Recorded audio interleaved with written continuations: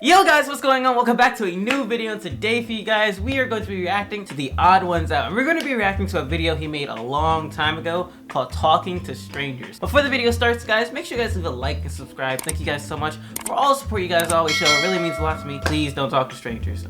I just realized this. Don't talk to strangers. I don't care what James tells you. Do not talk to strangers. Please don't do it. Okay, anyway. Yeah, make sure you guys leave a like and subscribe. Leave a comment who you guys want me to react to in the future. But that's all I got for you guys, so let's get right into the video. Let's pretend you get on a bus and it's super crowded. Okay. The only spot that's open is between two strangers. So you sit down between two people you never met and everyone is fine. Everyone's keeping to themselves, no one's making eye contact, it's perfect. Sure, your shoulders are touching, but that's just what happens. That's part of the bus going experience. But hey man, it is what it is. But then, the very next stop, aisle seat guy gets off. So now you and window seat guy are sitting right next to each other. Right. But since you're in the middle, you have to be the one to decide, do you move or not? I honestly don't know what the right thing to do in that situation. I mean, I probably would. I'm conflicted. Because if you move, it would be silently telling the other person, hey, you're disgusting. Or just giving them space. I can't stand having your shoulders touch any longer, and I'm glad to finally get away from you. Ugh.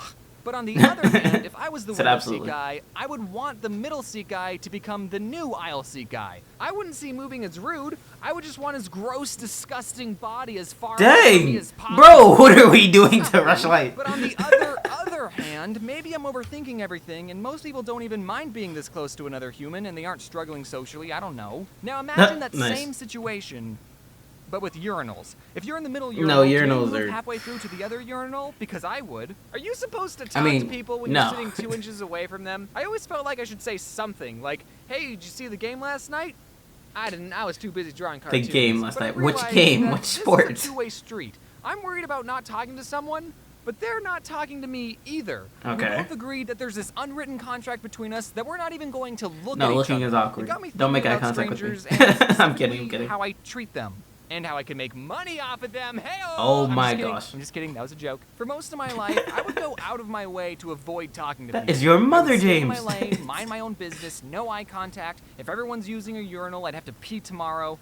Yes, tomorrow. But now that YouTube's the thing, I'm interacting with strangers more often than I've had to in my entire life. So I've been thinking a lot about strangers. And first of all, I think the word stranger is already an insulting label for someone just because you don't know their name.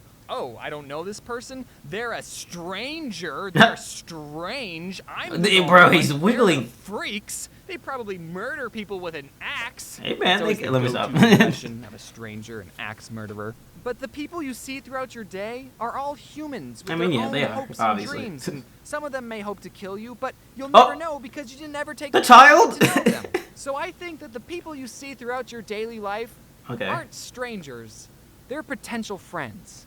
Except for the weird ones, obviously. Stay away from them. And yes, I'm telling you, judge people based on their appearance. They're the ones that chose to wear anime shirts in public, okay? So back to the bus scenario. I'm sitting right next to this fellow human being. So far, there's not a single reason why I should dislike this person, but I don't know why, if you put him and me on a bus next to each other, I want him as far away from me as possible. I'm too awkward to go on public transportation all the time. I start climbing up.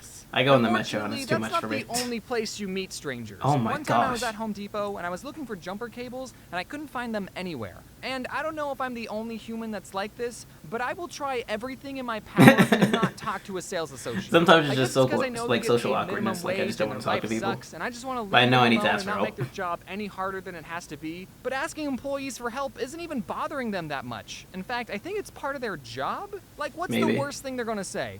Ugh.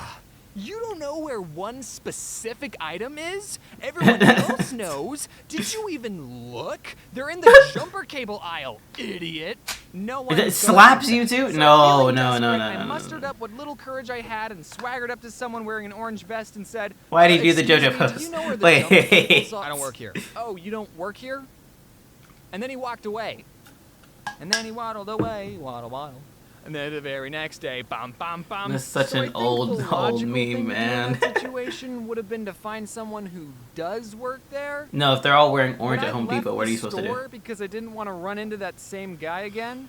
But I also bought a hammer because I didn't want people to think that I stole something. Nice. No, I hate going in and out of stores without buying something. Oh yeah. And by the way, if you wear an orange vest to Home Depot, just expect people to ask you for help. Same goes for people who wear red shirts at Target. I'm reading the captions too, guys. I don't know if you guys have them too, but my gosh, they're funny. When my book came out, my publisher said that it was going to be carried at Barnes & Noble. And I thought that was super duper cool and wanted to see my book in the wild. Not to buy or anything, just to have a look at. So I took my friend Adam from Something Else Adam. and we went to the local Barnes & Noble and started our search. We looked in the humor section, didn't find it. Then we checked the new release section, it wasn't there either. Then we looked at the best-selling section, then the religious section. Why would it be in the religious section? Anywhere. So either the publisher lied or they had already sold out. But just to be sure, I asked one of the workers, hey, do you guys have a book by TheOdd1sOut? He kind of looks like this. And the worker typed something out on his computer and said, oh yeah, we got those in the back. We just haven't put them out yet. So then he went to the back room, brought out a copy and handed it to me saying, here you go, kid. And I thought, you go, kid. Well, frick.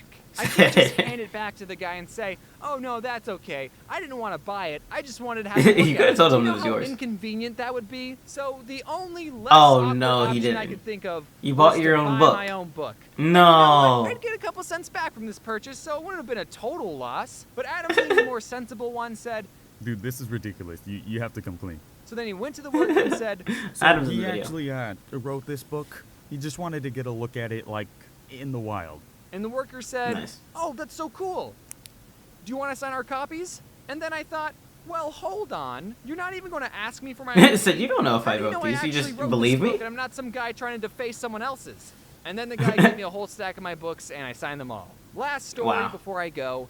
I was in the hallway of a building, and me and this potential friend crossed paths. He said, hello, and I was going to respond If he says the word senpai, guys, I'm going to be very scared. But I combined the two and ended up saying, how? And then I jumped out a window and fell to my death. Dang! I can't rationalize that behavior. Turns so quickly, man. Maybe I spend too much time on the computer, I'm not used to looking at real people's faces, but I'm trying to change. Don't get me wrong, going to conventions and meeting fans has helped me a lot with talking to people. Granted, those conversations are usually one-sided and a real stranger won't already know who I am, but they've still helped me. Now, you might be expecting me to give you advice on overcoming social anxiety, but if you watch this video, you know I'm not the most qualified to give that advice, but I'll try my best. I know it's hard to feel confident, and I'm still working on it, but you have to understand that we're all people, and we all have things that we're struggling with. And in reality, we're not all watching or caring about every little thing that other people do. We're all too busy worrying about what other people think of us. So with enough practice and believing in yourself, you can show the world your true colors, and I think you'll find his colors are coming out of his face. Wait, pause.